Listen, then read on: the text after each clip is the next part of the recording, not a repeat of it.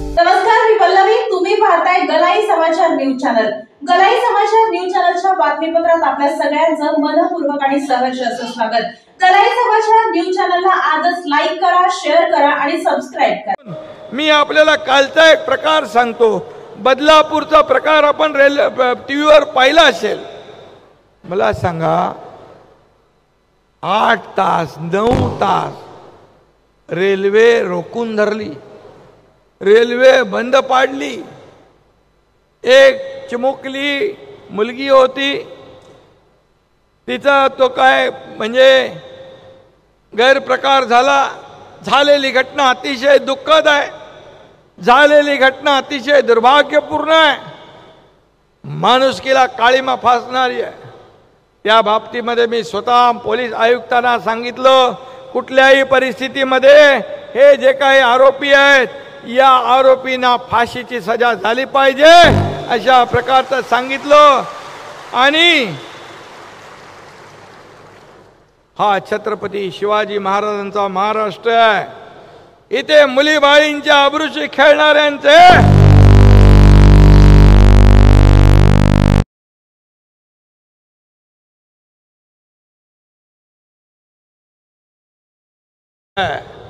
आणि या महाराष्ट्रामध्ये मुली बाळींच्या अब्रूशी खेळणाऱ्या पाप्यांचे हात कलम करण्याचा इतिहास आहे, हात छाटून टाकण्याचा इतिहास आहे.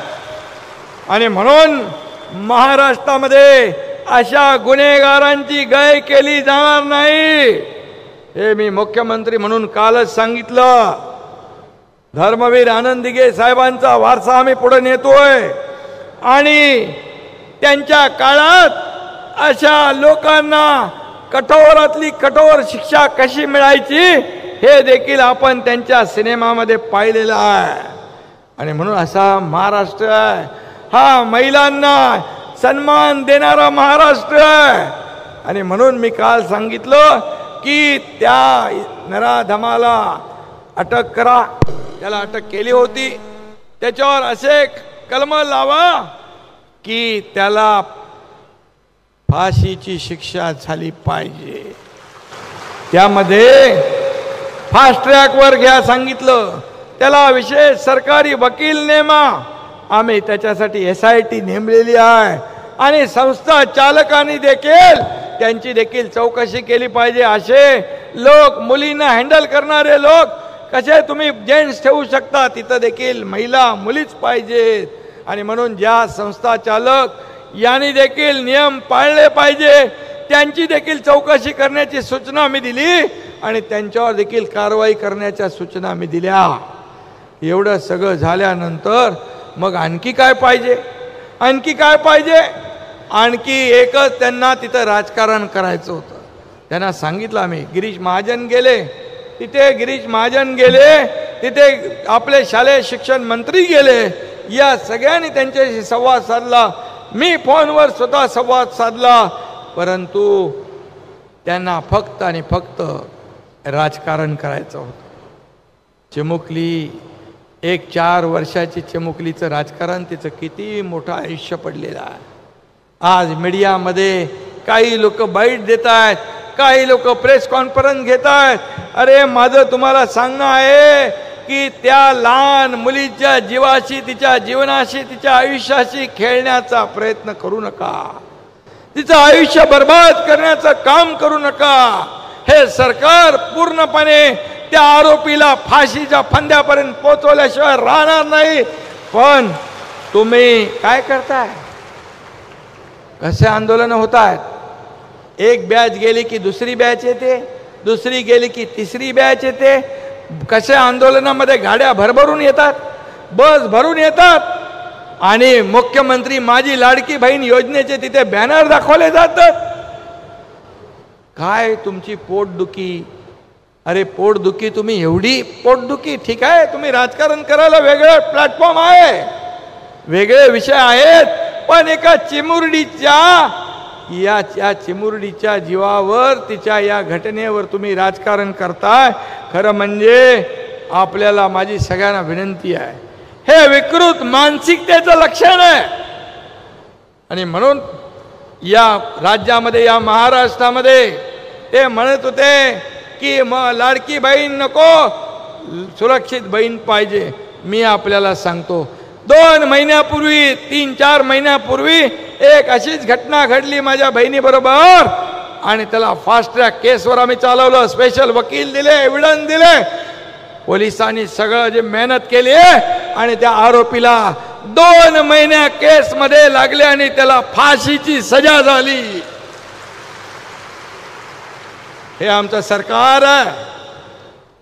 आणि म्हणून आम्ही कुणाला काय झालं, मागे किती गुन्हे झाले याच्यावर जाणार नाही. परंतु माझी एकच विनंती आहे, ज्या विरोधी पक्षामध्ये महिला भगिनी पण आहेत, त्यांनी देखील एका चिमुरडीचं राजकारण त्यांचे मालक, त्यांचे प्रमुख सगळे करत असतील. परंतु माझी बहिणींना विनंती आहे की अशा या चिमुरडीचं राजकारण करू नका. तिच्या आई वडिलांची मानसिकता बघा, काय मानसिकतेतून त्यांचा काय जीव चाललाय. आणि म्हणून याबद्दल, या केसबद्दल जेवढं काय करता येईल तेवढं हे सरकार केल्याशिवाय राहणार नाही. आणि असे नराधम जे कोणी असतील त्यांना मी या ठिकाणी सांगू इच्छितो, हा महाराष्ट्र आहे, हा छत्रपती शिवाजी महाराजांचा महाराष्ट्र आहे. आम्ही बाळासाहेब आनंदीगे साहेबांचे वारसा पुढे नेणारे आहोत. आणि म्हणून या महाराष्ट्रात माझ्या मुली बाळींकडे डोळे उभारून आपण बघू देखील नका, डोळे वटारून बघू नका, आणि त्यांच्यावर वाईट नजरेतून बघू नका. अत्याचार तर दूर राहिला, पण या ठिकाणी मी सांगतो, या महाराष्ट्रामध्ये अशा प्रकारचं कृत्य खपवून घेतलं जाणार नाही, नाही, नाही. आणि म्हणून माझ्या बहिणींनो, तुम्ही या राज्यामध्ये आज आमच्या सगळ्या भगिनी आहात. राजमाता जिजाऊंनी या महाराष्ट्राला शिकवण दिली. सावित्रीबाई फुले असतील, झाशीची राणी असतील, किती महिला वीर शूर, हा इतिहास आपला आहे. आणि ही महिला आमची रणरागिणी आहे. आणि मग हिच्या वाटेला कुणी जाल तर तुमचं जळून भस्म व्हाल. आणि म्हणून मी आजच सांगतो की याचं राजकारण कुणी करू नये. ह्या माझ्या महिला भगिनी या राजकारण करणाऱ्यांना आणि या महाराष्ट्रातली जनता अशा प्रकारचं घाणेरडं राजकारण करणाऱ्यांना माफ करणार नाही.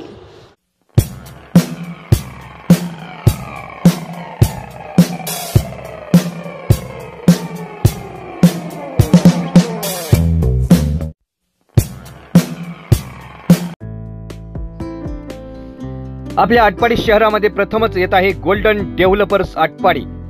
18 फुटी मुख्य डांबरी रस्ता, पिण्याच्या पाण्याची मुख्य पाईपलाईन, MSCB ची सर्व्हिस लाईट, संपूर्ण प्रोजेक्टला सुरक्षा तार कंपाऊंड, संपूर्ण प्लॉटिंग निसर्गरम्य वातावरणामध्ये. मोजकेच प्लॉट शिल्लक, आजच बुकिंग करा.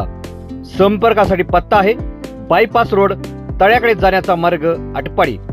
सन्मान्य पोपट शेठ चव्हाण, सन्मान्य राजेश शेठ चव्हाण, सन्मान्य मनोज पंच मरगळे. आजच बुकिंग करा. गोल्डन डेव्हलपर्स आटपाडी, निसर्गरम्य वातावरणामध्ये संपूर्ण प्लॉटिंग. आजच बुकिंग करा. Golden developers Atpadi.